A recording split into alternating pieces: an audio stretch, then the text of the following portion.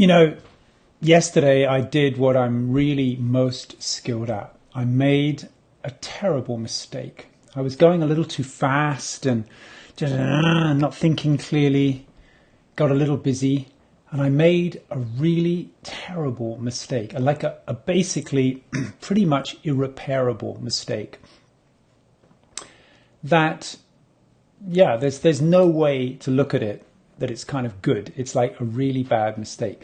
But, I have learned in my life, if there's one thing I've really learned well, it's how to benefit from making terrible mistakes. Because I've made so many terrible mistakes, I've really learned how to integrate that. And this is part of the brilliant cycle. Maybe you know about a little bit of this already.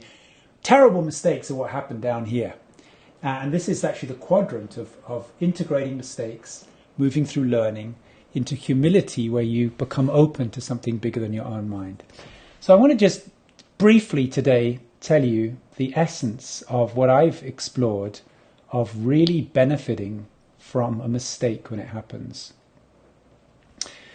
When you've just done something really stupid and it backfires on you in a way that really destroys something, that destroys all kinds of opportunities and possibilities that were there before, and now you screwed it up. There is the first thing that I notice is there's this contraction in your body. It's often just here down the front of the body, this kind of feeling. And it's extremely unpleasant. In fact, it's so unpleasant that we only really probably experience it at 50% or 30%. We don't really experience the totality of that unpleasantness. And then there's a mental process of, what did I do? I have to learn not to do that again. We tend to talk a lot about it, go to other people.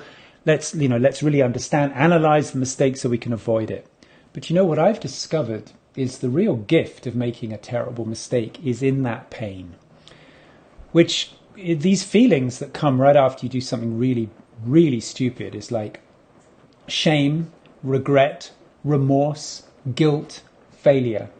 And these are emotions that have a bad rap from our conditioning and from often from the religions that were enforced upon us. Because some of us, we grew up in religions where guilt was all there was. So we tend to avoid guilt and remorse and shame.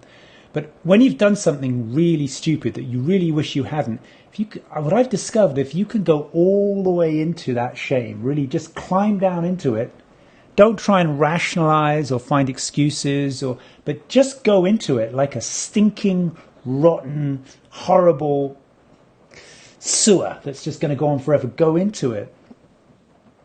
It will transform you. The thing is to go into it without too much thinking, just to go into the feeling of it like, It's like entering the mouth of the dragon or entering the mouth of the demon.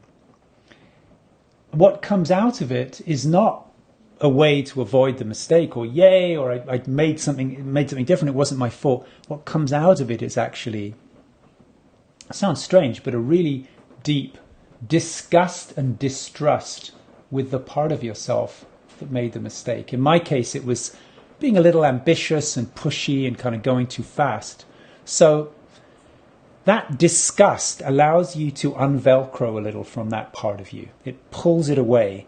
And now there's me learning something, and then there's this part that I now have a little distance from, the one who initiated the action that now feels like a mistake. If you can move through that, and the key is just to feel these horrible feelings and go all the way in and not to avoid them. If you can feel that, it spits you out into humility, not into repairing or I know what to do or how do I fix it. It spits you out into humility, which is what is at 9 o'clock on the cycle. Humility is the feeling, I make mistakes, I'm fallible, I do things that are stupid, I don't know everything. And that humility is the foundation to be able to open yourself to something bigger than your mind, something bigger than parts, something like consciousness or awareness, or even you could call it the divine or something, some consciousness bigger than the separate me. And that moves you through this cycle from 9 to 12 into moments of awakening where you're connected with something so much bigger than your mind. But you know, we never really get into that bigger mind, into that mysterious source of creativity that knows what to do, unless we can learn from mistakes. And that happens through accepting visceral, unpleasant feelings in the body. Tell me what you think.